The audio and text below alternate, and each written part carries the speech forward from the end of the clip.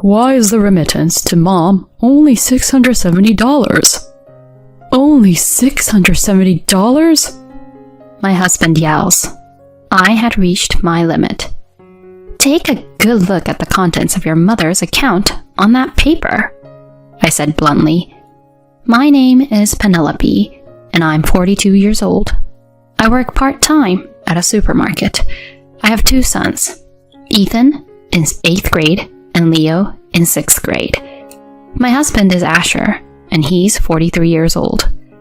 Asher's mother, my mother-in-law, is 67 years old. Since her husband passed away, my mother-in-law has been living alone.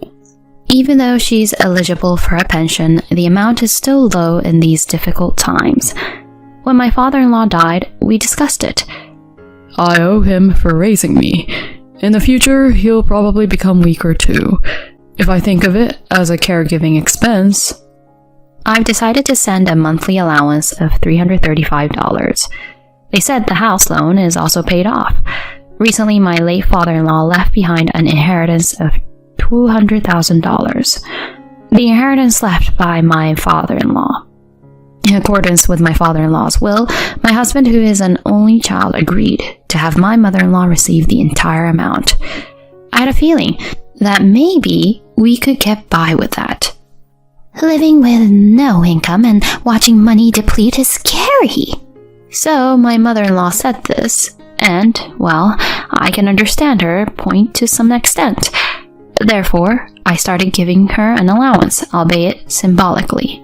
However, not even a year had passed since that decision when my mother-in-law called in tears, leading to a dispute over the allowance amount. Because of COVID, I can't go to the cheaper supermarket. So that's why she can't save. Well, it's true that COVID can be scary for some people, said my husband. That's right. It's because going out is scary. In that case, when there's something you want to buy, just let me know. On my way back from work, I can pick it up from the specified supermarket if you like, I suggested. Then, my mother-in-law responded, That's not it. That's not it. It's not just groceries. It's also everyday items, she began to say. Well, I guess that makes sense. So, it's not just about food. Ah, I see. Okay, then I'll go to the designated store for everyday items as well, I said, and my mother-in-law exclaimed, Honestly, do I have to spell it out this much for you to understand? It's not just everyday items and groceries, is it? Things like hair dye to cover gray hair too. That as well, she shouted. In other words, please, don't make a mother like me spell it out this much. I'm saying that the allowance isn't enough. I'm sorry, Mother. My husband's body language also seemed overly apologetic towards his mother over the phone. For now, I'll increase it to $670, he said, without consulting me. Huh? $670?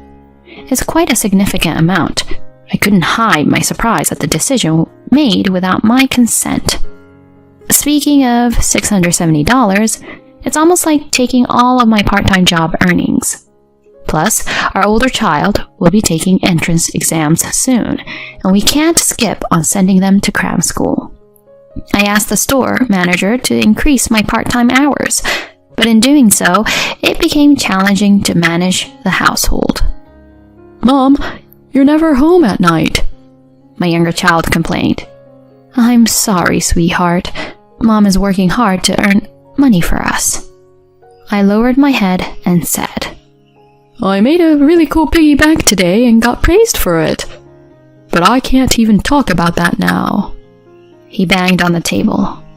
I'm sorry. I'll buy the toy you wanted for your birthday, so I'll work hard for that. I tried to reassure by reiterating the promise to buy the toy my second son wanted, and at that moment, my husband walked by. Just be patient with the toy. Grandma is making even more sacrifices and going through tough times. Your mother isn't working for the sake of your toy. toys. She's working for your grandmother," my husband said and left, leaving me feeling guilty that even for our child's birthday gift, we were cutting back for my mother-in-law's sake. And the way he said that, I began to wonder, who am I really working for? My husband's words left me confused. Strangely, our younger child remained and patted my shoulder. "Mom, you're doing your best. I can't wait for the toys, so don't worry." However, that wavering feeling was once again compounded by my mother-in-law. "Have you received the envelope?" I received a call from my mother-in-law, her voice already trembling. "Yes," I replied. "I think you can already guess from that." Certainly today, I received an envelope from my mother-in-law. When I opened it, it contained a copy of a bank statement. I immediately looked at the remaining balance. "Huh?" I was surprised, and my voice slipped out unintentionally. $6. It's already less than $10. See? In response to my "huh," my mother-in-law seemed to understand that I had seen the contents of the envelope, and her voice quivered with tears. And then, "Due to the price increases, I can't even pay the electricity and gas bills." Her tearful voice turned into sobbing. But I tried to continue speaking while looking at the statement. Then, "Enough! All you do is talk about do this, do that, spouting off about useless things and dragging your feet. Last time, too, it was all about doing errands for household items and groceries, and they were useless solutions. That's why I called at this hour. You're there, aren't you, Asher? Take over for me." I could sense from the phone conversation. My husband had already come close, and he said, "Mom, let me take over," as he took the receiver from me. Yeah. After this exchange, Asher said, "Huh? Oh no. Letting her use up the entire inheritance? Letting the balance drop below $10? I'm sorry. I think this is definitely a misfortune for my humble parents." Yeah, I understand. So starting from next month, if I send $2,000 each month, will that be okay?" He blurted out. "What? $2,000? How on earth could the allowance amount be that much?" I was standing there in shock as I listened. After he hung up the phone, Asher exclaimed, "Why is the allowance for Mom only $670? Only $670. I told you, at least $670. I thought you had increased it." He shouted angrily. "But you see, inside that envelope..." I tried to make a counter-argument, but he interrupted me and continued. "I told you, I owe her for raising me. In the future, she'll probably become weaker. If you think of it as caregiving expenses, why is it that my mother is in such a heartbreaking situation?" He further escalated his outburst with a louder voice. I was at my limit too. Even the $335 allowance wasn't easy to manage. I thought it was an accomplishment to increase it to $670. I also increased my part-time hours to cope with the situation. I even learned how to cook more budget-friendly meals than before. I managed the household expenses with all of those efforts. But my efforts alone weren't enough. And there were sacrifices I made in return, like the time with my children. Yet on top of it all, an additional $2,000? And what's more, without even looking at how our allowances being used in my mother-in-law's bank statement, she scolded me abruptly and decided on a $2,000 allowance without consulting me. Above all, I'm working for the sake of my sons, not for my mother-in-law. That's enough. a deeply cold voice came from me. I realized that when a person gets too angry, their voice becomes quiet. What do you mean? It's fine. Are you getting defensive now? In a somewhat mocking tone, my husband looked down on me. I was no longer willing to yield to my husband's words. After having seen a copy of that statement, I absolutely couldn't accept such a ridiculous proposal as a $2,000 allowance. I've had enough of a son who blindly believes and supports a money-seeking mother and grandmother. People who can't prioritize our family don't belong here. Get out. If you want to support your mother so badly, then go live with her. You can happily go to hell together. I pushed my husband firmly. Then I kicked him out the front door. And this. I walked my husband out the front door. I shoved the envelope in his face. I'll send your belongings back, and you'll cover the shipping. Take a close look at the contents of your mother's bank statement. Huh? My husband asked in response, but I just closed the door with a loud bang. What's going on, Mom? Hearing the commotion, our two children came downstairs. Well, you two. Your father said he wants to spend more money on you, and he asked Grandma to spend more too. I couldn't stand it any longer, so I say to the children. I see. If you decided this, Mom, it must be for the best, for this house. I'll follow your lead. My older child said. Well, that toy, I'll wait for it until I'm an adult. No matter how many years it takes. So, I'll cheer up. My younger son said to me. Thank you, my sons. 1 week later, help me. My husband called me. What about? I replied coldly. Couldn't you at least listen to my story? I know what you meant when you said to look at the statement. I can't believe after all this time that I know what that means. He stammers. But my husband keeps going, clinging to his speech. I had to stifle my laughter on the phone. I can't believe that you would believe your mother wholeheartedly and then blurt out such an outrageous proposal. I can't believe you're calling me now and wanting to get back together. You really have no idea how brazen you are. Huh? That's just how you are. You're the type who, in moments like this, says, huh? And questions everything. Oblivious to your own indecisiveness, you casually involve others. When pointed out, you react as if it's unexpected. Well, but I suppose it wouldn't hurt to have one final conversation.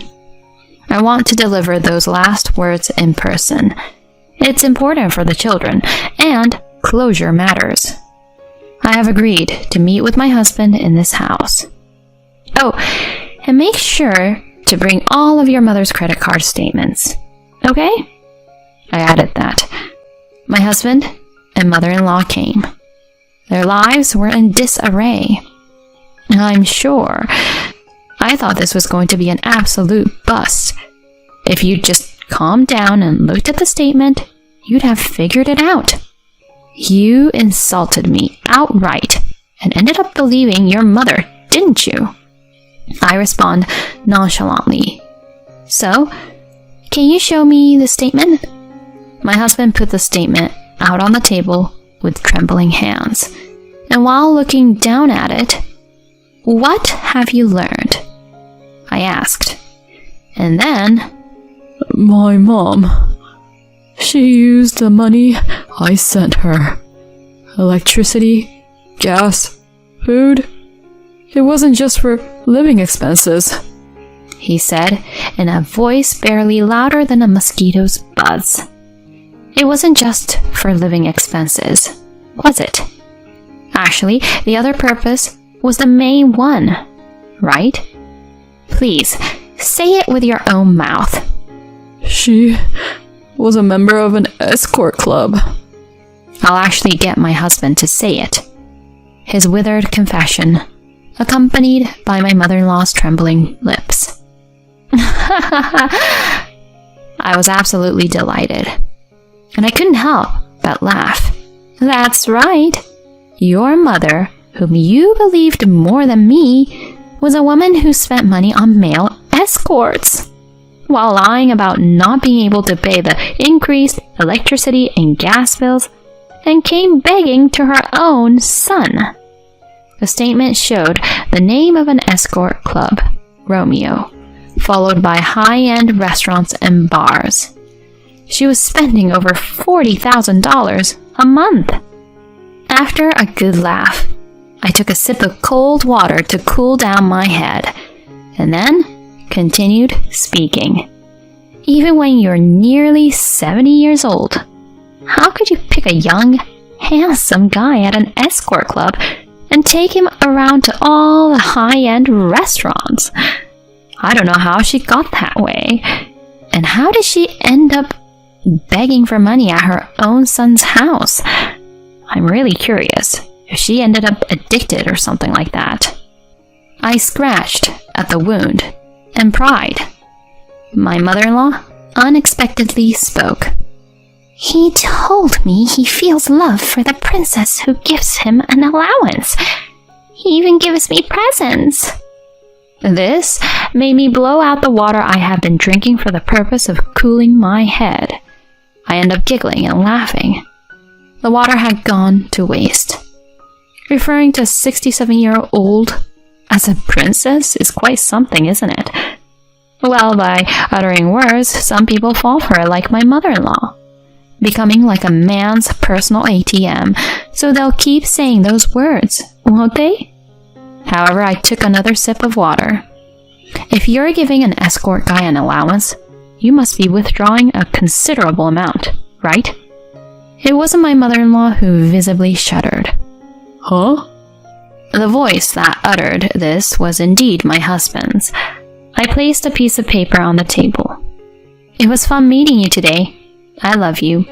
Please request me again. Read the business card with a handwritten message. Huh? My husband stared at the business card on the table. I didn't expect to be kicked out of the house all of a sudden. I didn't even tidy up my own room, did I? I found your stuff while I was cleaning up your things. Even the strange money deductions. It all makes sense now. Yes, that's right, so it's not just my fault. My mother-in-law shouted in a hoarse voice.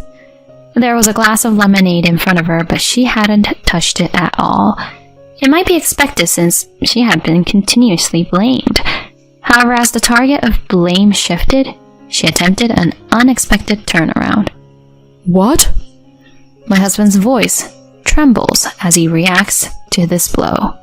But because I've been laughed at this much, am I the only one being ridiculous? Isn't that so unfair? Huh? No, just wait a minute. You're making me spend this much money and now you're saying this? That's my line. Asking for money because your allowance isn't enough? I can't believe you're into escort girls too. Like parent, like child. Must be an annoying way to spend money. It's over now, isn't it? Both of you are done, right? Ugh. At my words, both my husband and mother-in-law had no words left. Enough is enough. I called the children on the second floor. Come down for a minute. The two children came down. We're parting ways because your dad and grandma have been spending too much money on themselves until now, I said. Your dad has been spending a lot of money on another woman, and your grandma has been spending a lot of money on a younger man. They want even more, I explained candidly. Hold on. Don't say that in front of the kids. My husband tried to intervene, but... No, if we're using money like that, Mom will have no choice but to say something. I don't like you, Dad, trying to hide things. The older child continued. I mean, giving money to other people and then saying there's no money for my toys? Don't mess around. I might be okay without toys, but my big brother probably has tutoring fees to pay. The younger one said, That's right. You see, I want to use the money for your future. Now say goodbye to people who spend their money on strangers. Upon hearing my words, my older child said, It's goodbye for us too. My younger child said, I'll learn to do without toys. It's despicable that he spent money on something other than you, Mom. In the end, it was only natural, but I cut ties with both my husband and my mother-in-law. I got a large amount of alimony because of the divorce due to my husband and mother-in-law's spending. On the other hand, my husband and mother-in-law, who had once indulged in frivolous spending, were a regrettable case, and I could anticipate the consequences. They continued to indulge until they hit rock bottom. As a result, it seems they accumulated debts to the extent that they had to let go of the house. Even though they have to pay both alimony and child support, what on earth are they doing? Of course, I have no intention of making concessions. I expect them to pay in full. I continued to work part-time after that. We couldn't afford many luxuries, but somehow the three of us managed to lead a decent life. It's modest, but I want to do what I can for the children. I hope to continue living harmoniously with the three of us in the future. My husband had brought up the idea, and I was genuinely enjoying a solo shopping trip for the first time in a while. Unexpectedly, I bumped into my in-laws, who then decided to drop by our house. They don't live close, so they were thrilled about the chance to see our daughter. On our way home, we excitedly shared photos of her. When I got back home sooner than anticipated, only my daughter was there. I'm home. Hold on. Where's... I had expected my husband to be home too, but he was nowhere to be found. Mandy was clueless about his whereabouts. Seriously? He left her by herself? This didn't add up. Nervous, I quickly called him. Shockingly, he flat out lied to me. Right now, I'm at my parents' house with our daughter. In that split second, I decided.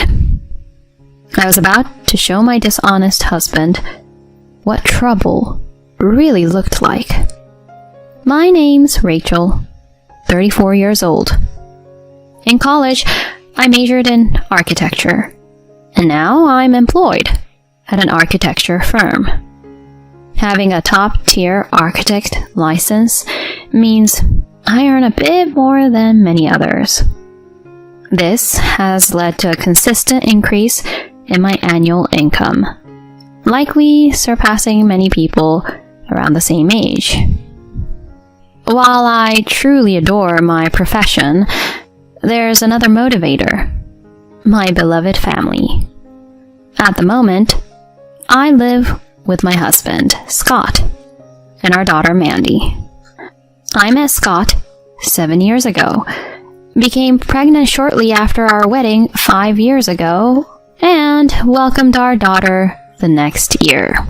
Mandy's 4th birthday is just around the corner. Thankfully, she's been growing up healthy without any serious issues. With both Scott and me working full-time, Mandy attends daycare. From what her teacher mentions, she's befriended many kids and seems to be doing great socially. I go the extra mile in my job for the sake of my wonderful daughter and husband. On the other hand, Scott's job is at a manufacturing plant. However, I've caught wind that the plant's sales have taken a downturn. Just recently, He commented over a beer. If things continue this way, they might cut me to save on labor. I was so taken aback that I choked on my coffee. Concealing my alarm, I asked, "What do you mean? Can they just lay you off out of the blue?" Rumors have been swirling for some time, and they've actually started letting some folks go. Now that you mention it, I guess your paychecks have been lighter lately, huh? I'm actually thinking of picking up a part-time night job. So we should be good with bills. Hold on. A night job? Yeah, I've put in an application, and there's an interview lined up. My heart sank hearing this. He's already stretched thin. Adding nighttime work seems excessive. After a pause, I voiced, "You really don't need that night job." But with what I'm making now... My company is on the upswing, and our profits are climbing. Financially, we're solid. You sure? Absolutely. I'd hate for you to burn out. Rachel. Okay, I'll lean on you for this one. We settled on him sticking with the plant job for the foreseeable future. I've kept it from him, but in reality, we could live comfortably on just my earnings. Bring that up might hurt his ego. My last intention is to upset him. I only wish for him to have a stress-free job. Since our talk, he doesn't seem as downcast. In fact, he appears more upbeat. His frequent smiles warm my heart. It looks like he's less burdened about his job. That's a relief. With my steady income rise, financial concerns are off our plate. Above all, the happiness of our family is paramount. With that mindset, I've been grinding away. Yet, back then, I had no inkling that my leniency regarding his job would later come back to bite. Fast forward a month. After wrapping up at work, I picked up Mandy from daycare like always and headed home.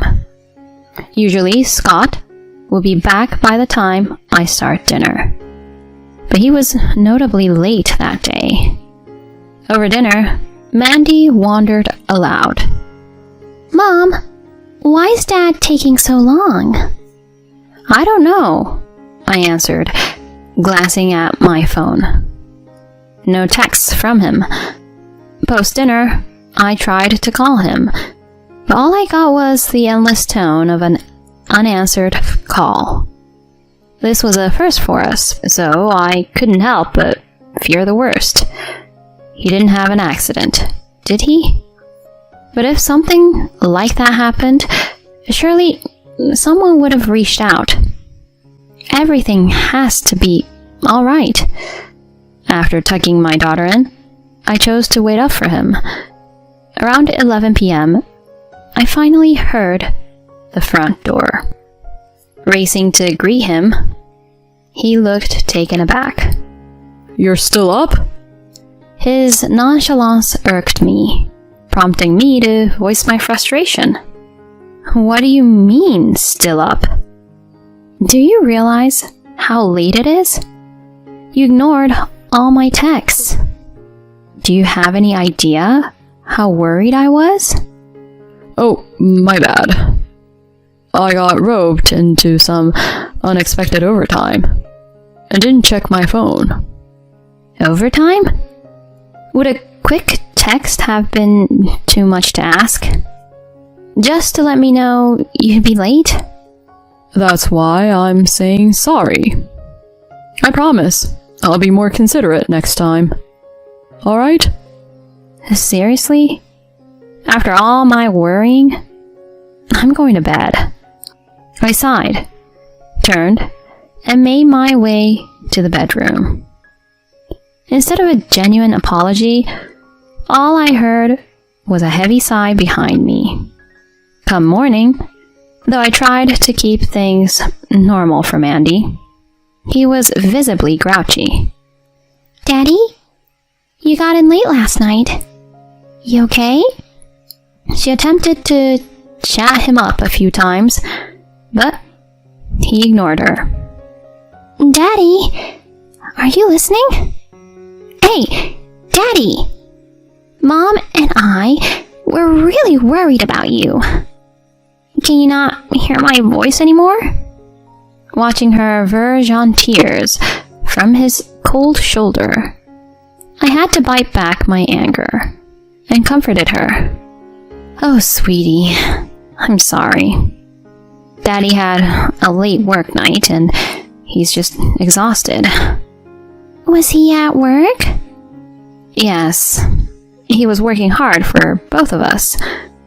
We'll chat with him later, okay?" "All right. Sorry, Daddy, and thanks for always working so hard." She shot him a heartfelt smile, but he remained stone-faced. No matter how hard she tried, he was short with her. His childlike sulking was puzzling more than infuriating. I resolved to have him reconnect with her that evening. But starting from that day, his routine shifted to consistently coming home past midnight. Sure, he'd inform me of his late hours, but overtime was a rarity for him before. It felt off. Choosing to get to the bottom of it, I hired a private investigator to shadow him on weekdays for a couple of weeks. Mid-investigation, one day, I arrived home to Scott already there. "I didn't expect you home this early." He grinned and said, Every now and then, it's good to prioritize family. It was a slow day at work, so I took off early. "Really? Dinner will be ready soon. Just hang tight." Got it. I'll hang out with Mandy in the meantime. "Huh? Oh, sure. Thanks." His sudden change in attitude was disconcerting. As I started cooking, Scott, playing with Mandy, called over. Hey, Rachel. How about you take next Saturday off for yourself? "All alone?" You deserve a breather too. You've shouldered all the household responsibilities. I'll manage Mandy for the day. "Are you sure?" Absolutely. It's the least I can do. He smiled warmly. Despite our recent tension, perhaps he was trying to be thoughtful. Maybe this was his way of extending an olive branch. My resentment began to diminish.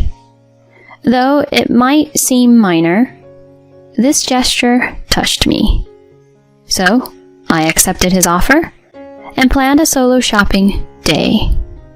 That weekend, I dressed up, did my makeup, and ventured downtown on my own.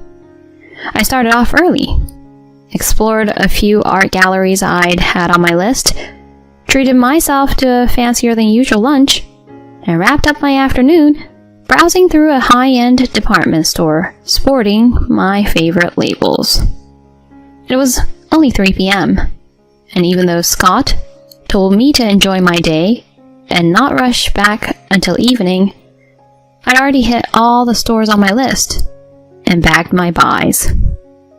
I went to a supermarket to grab some ready-to-eat dishes and a dessert for dinner. It seemed a little early, but the idea of having an early dinner together appealed to me. As I was scanning the aisles, a voice rang out, "Rachel!" followed by a tap on my shoulder. Startled, I turned to see Mary, my mother-in-law. Mary, what brings you here? You're by yourself today? Yeah, just me. Scott's on daddy duty with Mandy, so I'm enjoying a rare day out. Oh, really? Jason's around too. How about we catch up over some tea? Sounds perfect. She flagged down Jason, my father-in-law, and we settled in a cafe near the supermarket. They actually live out in the sticks, quite a haul from the city. Turns out, they'd driven into town for a concert featuring Mary's favorite singer. It had been a hot minute since we last caught up, so our conversation flowed easily. At some point, Jason remarked, I've been missing Mandy so much. Picking up on that cue, I proposed. Hey Mary, Jason, how about swinging by our place today? Now? You sure? Totally. Scott's around and I've got tomorrow off since it's Sunday. If you guys are up for it. That sounds wonderful. We've really been missing time with Mandy. She'll be over the moon to see you two.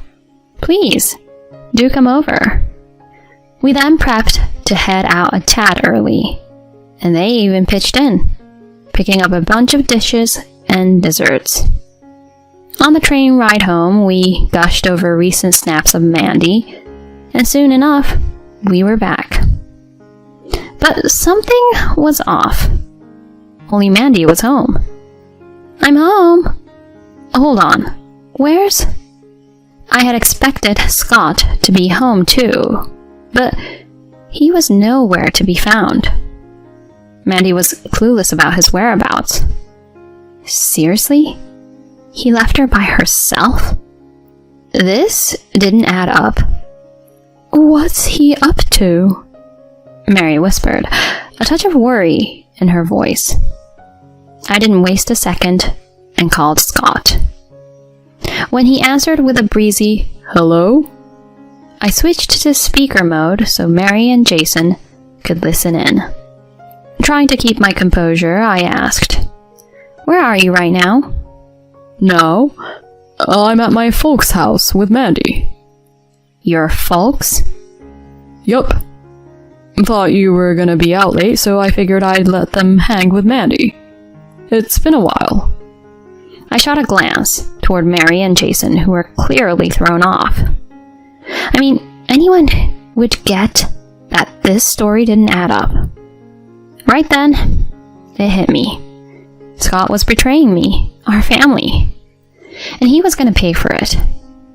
After hanging up, I left Mandy with Mary and Jason, and made a beeline to the PI agency I'd hired earlier.